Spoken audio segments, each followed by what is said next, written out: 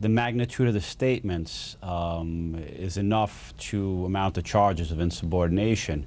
Once again, did he do so intentionally is not the question. The question is that the commander-in-chief is ultimately the president, and if his commander on the ground in Afghanistan, if they have differences not only maybe in policy but in personalities, that's something. There's serious divisions and the things that need to be gaps that need to be bridged. And I think in this case, what we have is something that started from the very beginning. The two never really got along, and it's surfaced every so often in the past year and a half. But I think now it's really hit a high point.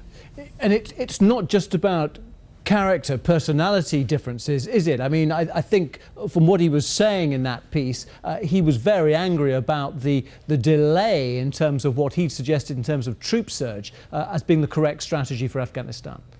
I think the key word here is frustration.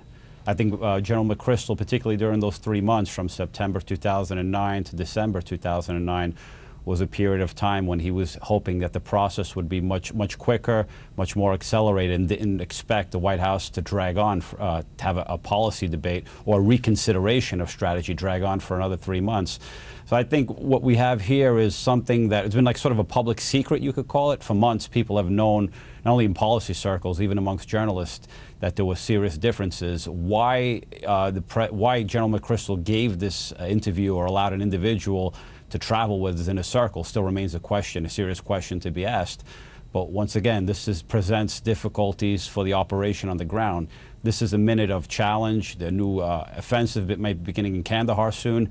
And the last thing that troops need on the ground is a division between their top commander and the commander-in-chief, President Obama. And going back to that first question about is he safe, I mean, can President Obama afford to lose someone like General Stanley McChrystal, who is the architect of this surge, with so many lives lost and potentially so many more lives to be lost in the future as well?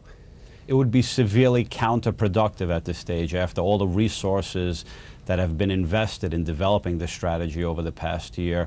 But once again, the president's credibility as commander-in-chief is at stake. If he and his inner circle think that the president would lose face severely if he kept General McChrystal, he may be capable of removing him.